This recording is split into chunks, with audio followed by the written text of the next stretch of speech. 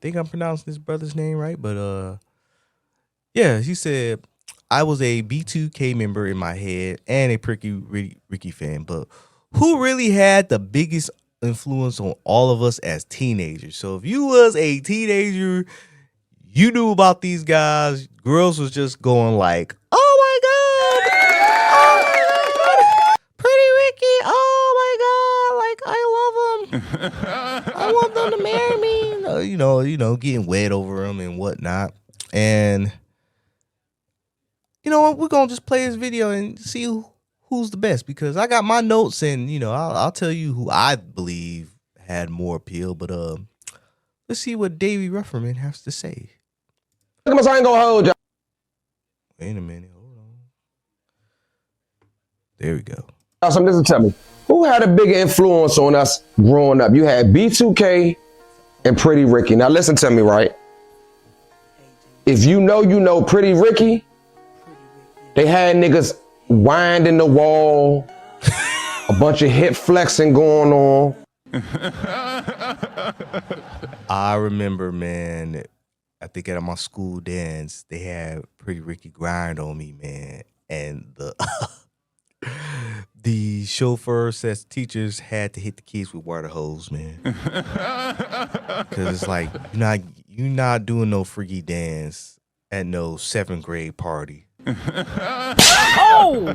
That ain't happening. But carry on. Niggas was wearing no shirts with vests. It was getting real free. Who are these niggas wearing no shirt with vests? You would have been clowned on. Oh! Where were you at, brother? Because I don't remember dudes who, this must have been in high school when this was happening. But all right. Freaky, but let's be honest. B2K had everybody pop locking, spinning on your head, crumping. You wanted to be in a dance group after watching B2K. Not after like those certain magazine poses where they look a little feminine. Oh! That was just me. I was like, Mario, I don't know what you're doing, brother, but no. I don't know about that, but I want to say no, but at the same time, it's like, yeah. Yeah. You Got Served is a classic that changed the world, man. Let me know something, man. Fuck missing him, oh dang. All right, so he already laid out his points on why Pretty Ricky was a better group than P2K. And at work, I'm pulling up. Who the heck is this? Hold on. At work, I'll pull up with the squad for your next stream me on Discord, Kenya 5. I'm not gonna join that Discord. So no. But anyway, my man, he filled out his points. He feel like Pretty Ricky had it because, they was everywhere. They was like a current Jodeci.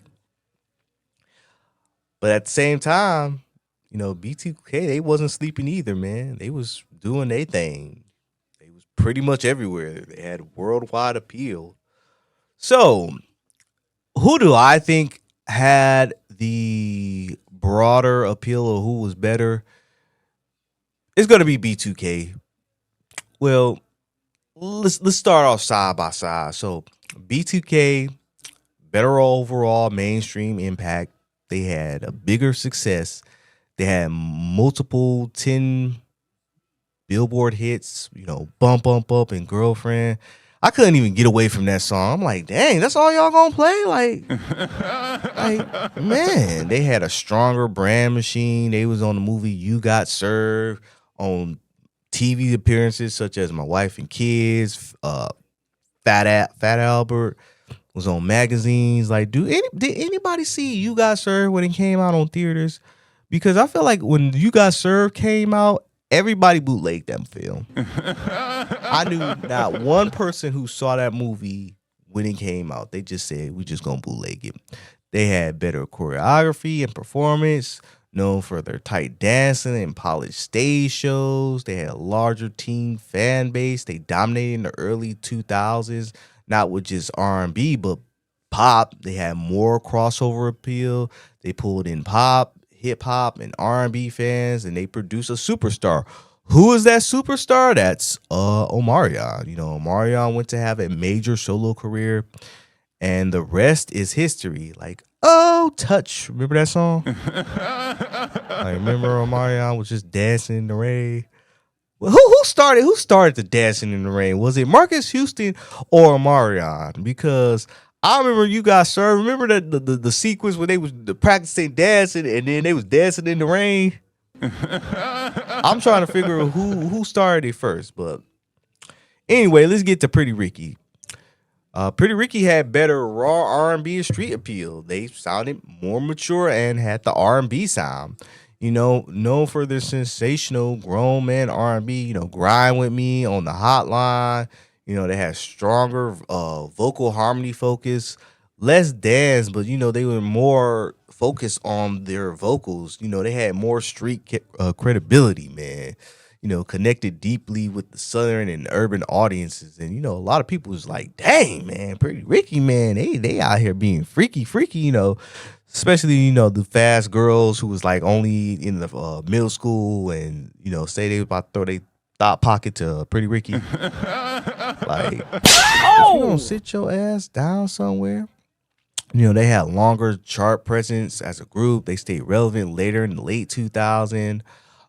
They had a less manufactured image because Pretty Ricky, man, they just wasn't your typical R&B group. They all look like bad boys.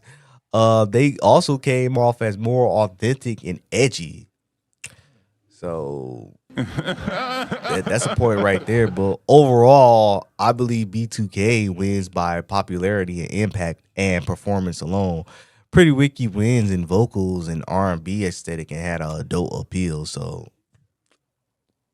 yeah, that's who I thought that was better.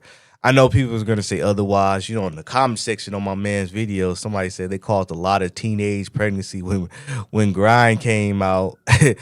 And somebody said niggas had the ringtone. The first album still is fire. Somebody said B2k during the day slap and Pretty Ricky at night. So somebody said, nah, Pretty Ricky had us acting too damn grown, turning us into parents at 15. Who is we?